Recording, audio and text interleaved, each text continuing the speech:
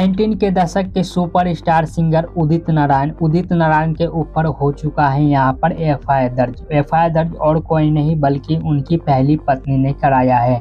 क्या है पूरा मामला आज की इस वीडियो के अंदर में हम समझते हैं विस्तार से। ऐसे तो उदित नारायण जो है अपनी हरकतों की वजह से काफी ज्यादा सुर्खियां बटोरते रहते हैं सोशल मीडिया पे और उनका काफी ज्यादा मजाक भी उड़ाया जाता है, ट्रोल भी किया जाता है, लेकिन अपनी आदतों से बाज नहीं आ देते। उदित नारायण कभी तो पब्लिक में जो है एक लेडीज को किस कर देते हैं, कभी किसी के खिलाफ कुछ भी बोल देते हैं। तो आए दिन मामले में जो उदित नारायण यहाँ पर उलझते रहते हैं और कंट्रोवर्सी होती रहती है और उदित नारायण जो सोशल मीडिया पे सुर्खियों में बने रहते हैं। लेकिन चर्चा का विषय इस समय कुछ और ही है।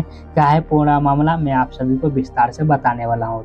दरअसल पूरा मामला ये है कि रंजना नारायण उदित नारायण की पहली पत्नी ने आरोप लगाया कि उनके 1996 में जो है गर्भ से ही निकाल दिया गया, जिसके वजह से रंजना नारायण जो है कभी भी मां नहीं बन पाई, यानी कि यूट्रस जो है वो उसको हटा दिया गया था इलाज के बहाने।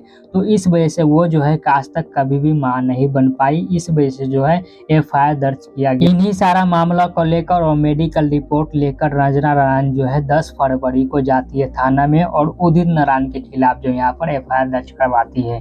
हालांकि अभी तक जो है पुलिस ने कोई भी कदम नहीं उठाया है। अब देखते हैं कि इस केस में क्या मोड़ आता है। 19 के दशक के सुपरस्टार उदित नारायण के ऊपर बज रहा है इस समय तो खतरे का घंटी। किसी टाइम भी कुछ भी हो सकता है, कुछ भी खबर निकल कर सामने आ सकता है। तो यही था पूरा मामला। आप लोग को क्या कहना है इस मामले के बारे में कमेंट में अपनी राय जरूर बता सकते हैं।